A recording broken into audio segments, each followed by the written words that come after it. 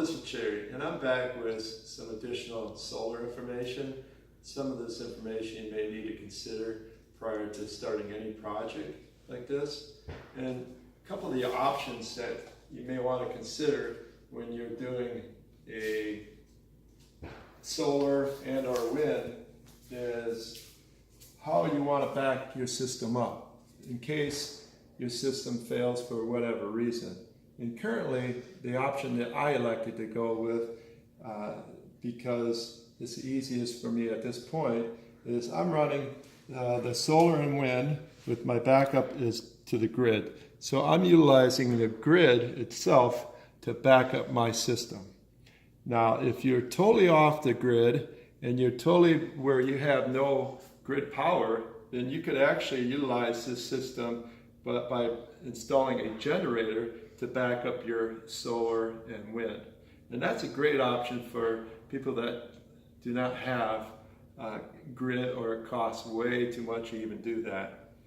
And now with my system, what I'm able to do is, obviously I've shown in previous clips, was to be able to charge our electric car. So we're basically running our car off the grid, and basically we're doing our whole house. Now, during the bad weather, when we're not creating enough power and our storage gets depleted because we run everything with a backup with batteries, then it will go to the grid and we're going to run continuous without any problem. Another thing which you need to consider is your main breaker box. When I purchased this home, my main breaker box was full. I had no extra breakers to be able to add any other circuitry. So what you do need to do, if you were to go solar and you want to feed back to the grid, you will need to have 2 empty breakers to be able to feed back to the grid. What I've done is I added another breaker box. I run all my power, my wind, my solar to that breaker box. I removed 3/4 of my circuits off of my main, and I brought them over to my solar. And what I've done there is I took these 2 and I brought it back to my solar, and that's where I get my grid backup.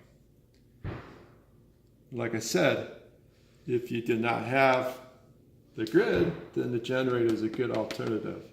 Now, another thing a lot of people do for backup when you're not in a metropolitan area or you're out in the country, a lot of people are on wells, and what they'll do is they'll run a generator here in case the grid goes down. Then their generator is actually backing up their system, and that's fine.